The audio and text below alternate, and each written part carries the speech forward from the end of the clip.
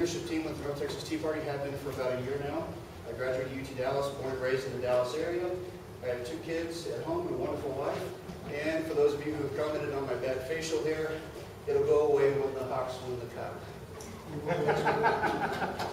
If they don't, it's only going to get worse. All right, ZZ Top. Okay, so at the beginning of this legislative session, our legislative committee put together a top 7 set of bills, things that we were interested in, things that we wanted to see passed.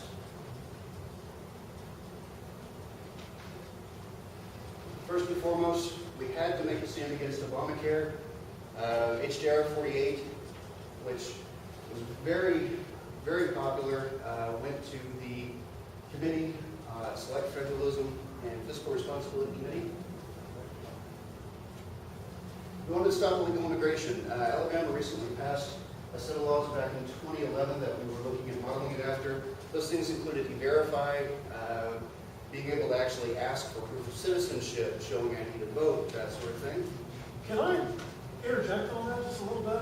Which a lot of people may not be aware of. Harry Reid went to the Senate floor, I think Tuesday, and thanked his good friend Mitch McConnell for allowing a vote on the Gang of 8 immigration bill to go forward. And what that means is they do not have to have cloture on the immigration bill, the Gang of 8's immigration bill. If it's cloture, they have to have 60 votes to pass it. Without cloture, they only need 50 votes to pass it. And there's more than 50 Democrat senators in the U.S. Senate. And we can thank our good friend Mitch McConnell for rolling over and playing that on. What did he do? He allowed it to happen. He could force it. He could force I forget what the name of the vote is. Anybody know? He can force like a preliminary vote, which forces cloture, which forces a 60-vote majority to pass a bill. You've heard about the 60 votes repeatedly. That's why. So it's a procedural issue that Mitch McConnell could have forced, but he chose not to. So if Mitch McConnell votes against the bill, he's dodging for cover, because the only reason he's going to vote against the bill is because he figures it's going to pass without his vote anyway. So be aware of that. If you want to call his office and he's giving your opinion. He's the one that the liberals bugged his office illegally, and then, Yeah, he's going along and with then it. he's going to side with the same liberals. He is a little, Is it? but that's my opinion. Sorry to interrupt there. No worries. The next thing is zero-based budgeting. For those who don't know what it is, basically what we're saying is each state agency or the state as a whole, every once in a while needs to go through the agency, determine, are we wasting money here? Are we fulfilling the obligations of the state charter for our agency? And what we asked was that each agency from time to time go ahead and do this. It makes sense. We'll get to why it didn't happen later on.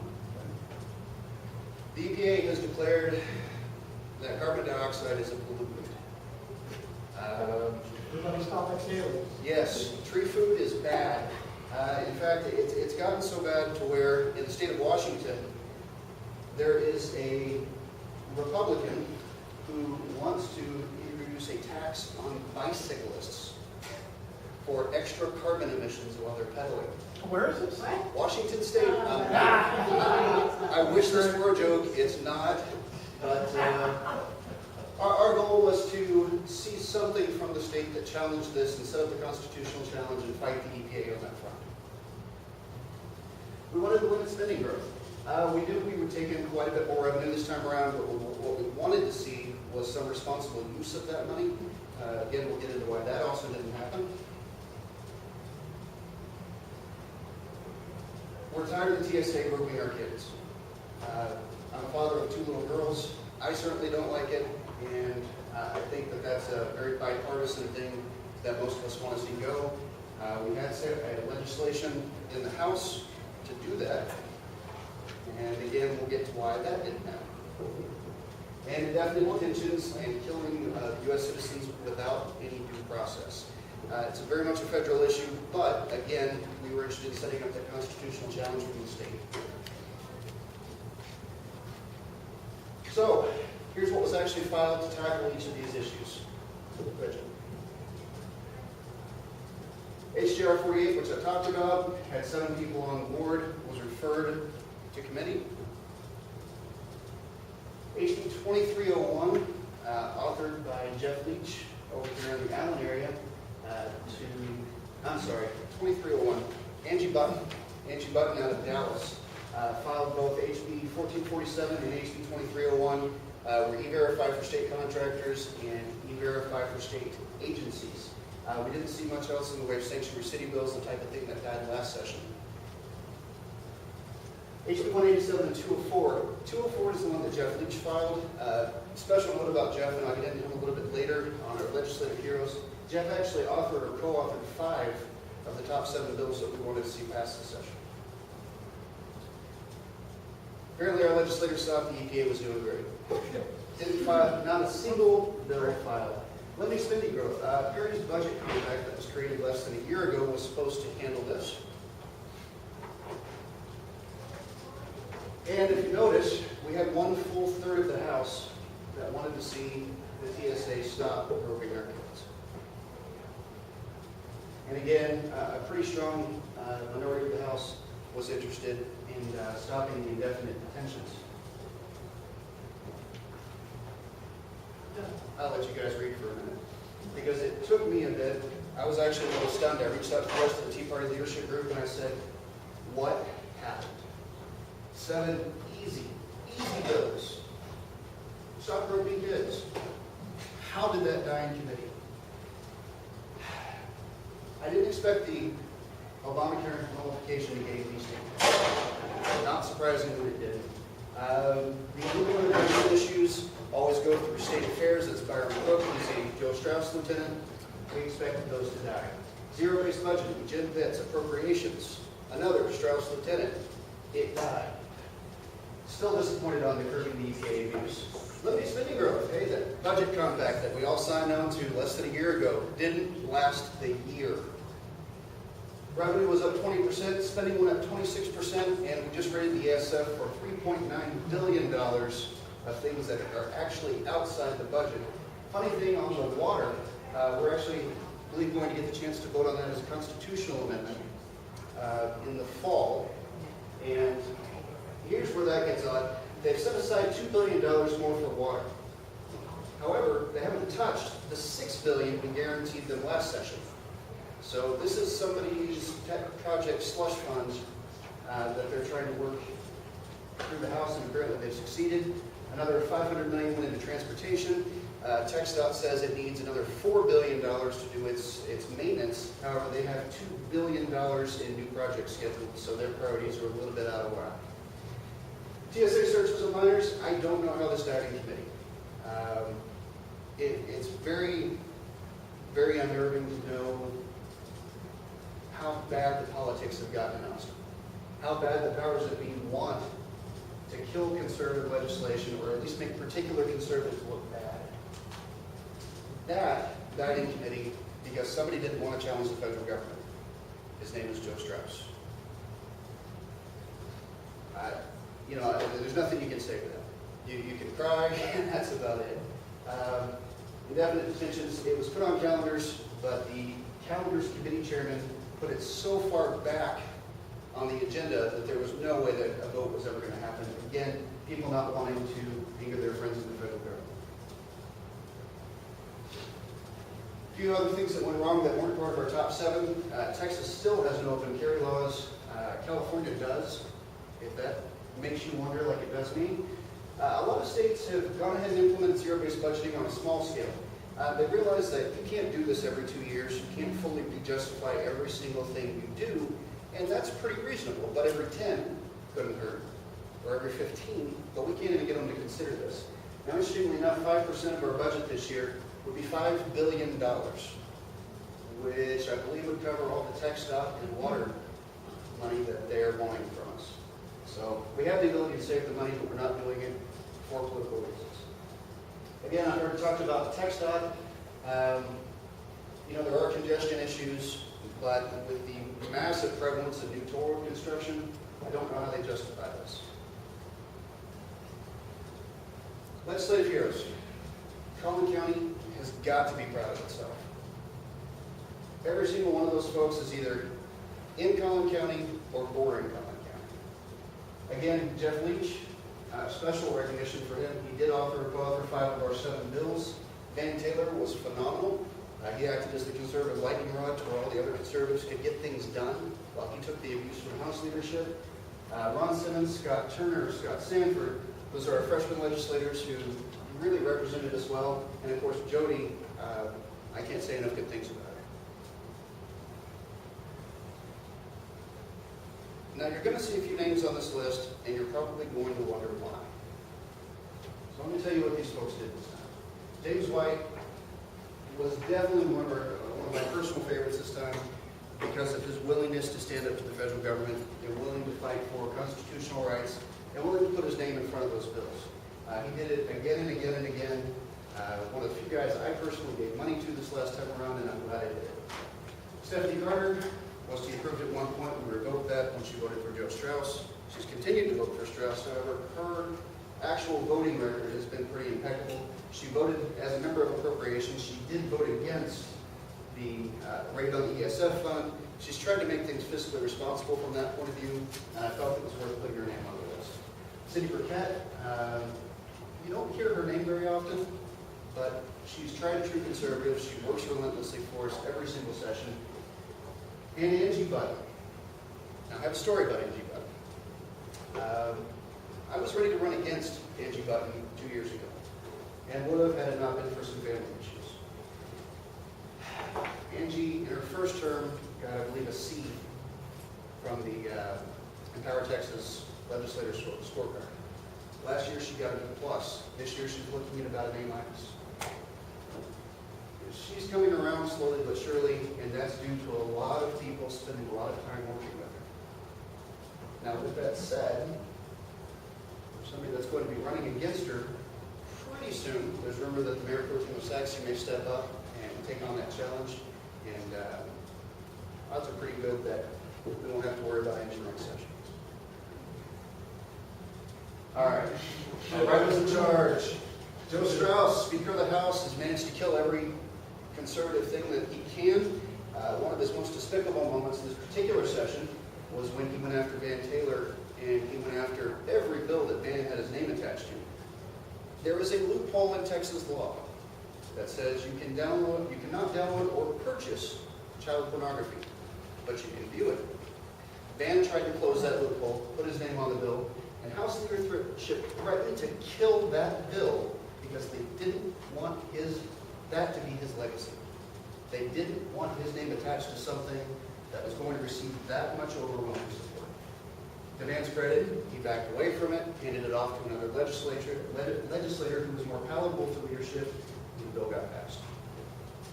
Zerwas, hadn't heard his name before this session. He is now #1 on my hit list. I had to fight against so many of his bills this session, it's not even funny, but his worst was Medicaid expansion. Every Republican in the House said, don't expand Medicare, we're not interested. If you put it in the budget, we will vote it down. He tried, I want to say it was 4 different ways to get Medicaid expansion language into legislation. Jane Nelson, I was actually a little surprised that she participated in this as well, but she was the other person that was really pushing for the Medicaid expansion over the desires of basically everybody in the House, including the governor. One of the things that they say about folks in the Appropriations Committee is that it is the most useless committee in the state legislature, and you have to wonder why. And here's the reason. Appropriations in the House and appropriations in the Senate are never, ever going to match. They're always going to be sent to a special committee that 5 people are going to be appointed to from the House and 5 from the Senate. And who do you think's in charge of that? Basically Joe Strauss and his leadership team. So it doesn't matter what you do on appropriations, unless you're Jim Pitts, who is a Strauss lieutenant. That's it. The budget falls on him. Okay. Byron Cook, State Affairs, has blocked every single attempt we've made in the past 4 years, at least, probably longer than that. Mike, you can probably correct me on that one. He has blocked every single attempt we've made to get any form of legal immigration put in check. He's gone up against T7. He verified at least the last 2 sessions. He has done his best to kill every sanctuary city bill. This session, he tried to make sure that we could give driver's licenses to illegal immigrants.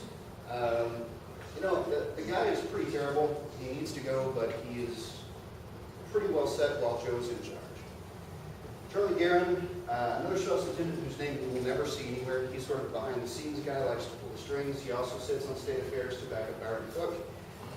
His voting record is pretty atrocious as well. We have good news though, folks. The most important piece of legislation to come out of the House, Garland is the cowboy hat capital of Texas. I called Angie personally to thank her for this incredibly important piece of legislation. You know, while we were spending $4 billion out of the rainy day fund, this was that same week, by the way. At least we know that our supply of cowboy hats is secure. We can thank Angie for that. All right, what can you do? I know this has been all gloom and doom, and I don't want to channel my inner Glenn back at you guys. There is hope. There's some things that we did this session that were fantastic, and it was mostly thanks to the pressure that you guys put on your legislators. There are a few battles that we won. The first thing is casino gambling. We stopped it. Okay? And that was a grassroots effort to kill casino gambling. Most of your legislators will admit that to you. And we didn't do it. I would like to address that a little bit. It's not only casino gambling, but the form it was going to take, which was so rife with corruption for Joe Strauss's buddies. It's the reason Joe Strauss is running again. He doesn't want to retire until he gets that passed, because his buddies, the way they've got set up, are going to get very wealthy, and of course, he'll get a taste. So that's why he's sticking around. He needs that for his personal pocketbook. So keep that in mind. Anytime you're casino gambling, if you like it for a standpoint of libertarian aspects of it, fine. But the way it's being set up is going to add massive corruption to state taxes. Thank you. Well, Absolutely. And, sir. If it means getting rid of Joe Strauss, I'm all for casino gambling. Yeah, the biggest issue that we have, and I'm pretty on the fence about casino gambling myself. I mean, I tend to sway more towards the libertarian perspective. You know, if you want to waste your money, if it's a form of entertainment for you, if you're an addict, you're spending all your money in Oklahoma, well, you can be addicted here and spend it here. The problem with it is it's such a massive drain on social services. If you've been to the Louisiana areas, if you've been to the Oklahoma areas, you know that the area around the casinos, now not the casinos themselves, those are gorgeous, multi-million-dollar structures. They bring in shows and concerts. It's wonderful. But the area around it is a blight. It is a blight because it's sucking the wealth out of the people who are participating. And while I do respect the libertarian approach, because I tend to feel that way myself, I look at this purely fiscally from the standpoint of, you know, what's best for us from a prosperity perspective. And so that's why I found myself leaning against it. But again, the biggest problem was the form that the gambling took, and the fact that Joe Strauss, and especially Joe Strauss's family, stand to make tens of millions of dollars if it passes. Because they've already purchased all of the prime real estate for casino sites. Okay, the other thing that we managed to do, and this is more of this on the socially conservative side, is we managed to have we managed to kill C-scope. Now I know that a lot of grassroots effort went into that, and you know, I've been a small part of that myself. I understand that that means a lot to a lot of people, and it's definitely a huge accomplishment. The trick now will be to stay on top of these people and make sure that we don't get a replacement that's the same thing with just a new label stuck to it. Or worse. Jim? Okay, what can you do? Stay informed. The fact that you're here says you're probably already doing this. I know we've got some first-timers here. Go ahead and get your name and email address put on the sheet in the back, and we will make sure to put you as a part of our email list. We don't like to bother people, but we send you what we think is pertinent data, something that you can actually act on, and we even tell you what the most effective actions might be if you want some guidance. There are a few other good emailing lists, Texas Tea Party alerts, and there's a tea party out in far north Dallas. Russell Ramsland is the guy who runs that particular program, and I think they do a really top-notch job of keeping people in the loop. Know who your representative is. I know this seems kind of silly. But I've heard from many representatives that it means a lot more when one of their constituents contacts them as opposed to somebody from the other side of the state. Because it's a lot more likely that you're not a member of, that you're not being paid to call the legislators, that you're not a lobbyist, that you're actually interested in what's going on in your own backyard. And so I know that it means a lot to hear from your constituents if you're a rep. This is the hardest piece, reading an actual bill. Now, I did about, I want to say about 70 of them this session. And of course, there were thousands of bills that were filed. And I tell you, after I read the first bill, I was ready to gouge out my eyes with an ice pick. This is not a fun experience, especially when you're trying to figure out what the definition of the word is. But what you can do is take something you're interested in. For me, I'm into technology. I'm a computer guy, as you couldn't tell from the gut. And so I went and I pulled a bunch of technology bills and I started reading through them. And there were some good things in there. There's very nonpartisan issues, things where they wanted to consolidate data centers. So I read the language of what they wanted to do, and I put some comments in the bill, and I forwarded it off to the staff of my representative, Angie Button. And lo and behold, a few bill authors, their offices got back to me and said, hey, we saw the note you passed to Angie on Tech Committee. What did you mean by this, or what do you think about this? We can rewrite the bill to where, we change it to where it addresses your concerns. And so there is actual feedback going on there. On a lot of the hot button issues, they're getting thousands or tens of thousands of people that want their time and attention. But if you get together with them on the little stuff, the stuff that isn't making headline news, they're going to be a lot more likely to fast track you to the representative themselves when you get a hold of them for the big stuff. Video streams. I discovered this session, thanks to Mike. There is a live video of the House and Senate running all the time. Anytime they're meeting, you can watch the video. And it gives you a pretty decent insight into what life on the House floor is like, what it's like on the Senate floor, and it helps you sort of get the feel for things. There's no value that I can sit here and preach to you about it. It's just something. Participating will help you get that feel, know what the legislators are doing, and be able to participate in that way. I would also say one of the ways this works is they're always having a subtitle, what bill they're talking about. And there are online sources you can call up those bills right there and then. And they're talking about the amendments. You can call up the amendment. You can see the amendment. You can see what they're talking about. And as they're debating it, you can actually have it in front of you on a second screen while they're discussing it. We're going to, on our website, we've changed one of our tabs. It's going to be taxpayer lobbyists. And we're going to put a whole bunch of links, and we're going to put kind of a step-by-step guide to being a virtual lobbyist. You can sit at home and you can ping them. I was any number of times sitting there in my office watching it, and I'm on like Facebook, and I'm talking with about 12 different representatives, and I'm just pounding them on this and that and the other thing. You're crazy, and they're crazy down there. That makes no sense. And actually got some minor changes made to some amendments on the fly by doing that. So it can be effective. All right, participate in roundtable discussions. Some of your representatives will have roundtables that you can contact their offices and sign up to participate in. Again, we do this in my district.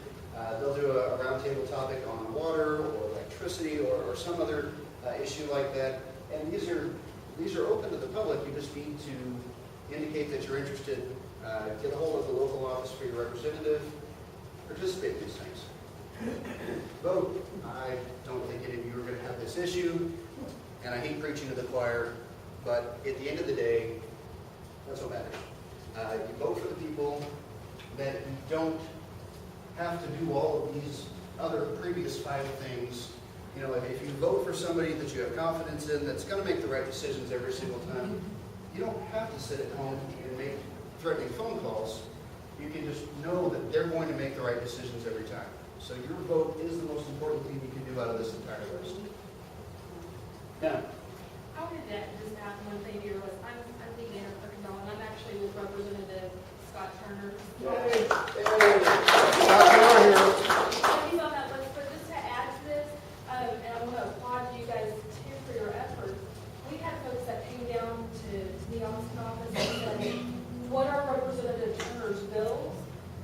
we believe in him, we feel that he's conservative, he's putting out conservative legislation, we want to go lobby other members on those bills. And so it's kind of a proactive approach. It was fantastic, to see. It's harder to tell a constituent no than telling another member no. And so to have folks coming to Austin and asking us, can we help lobby your legislation?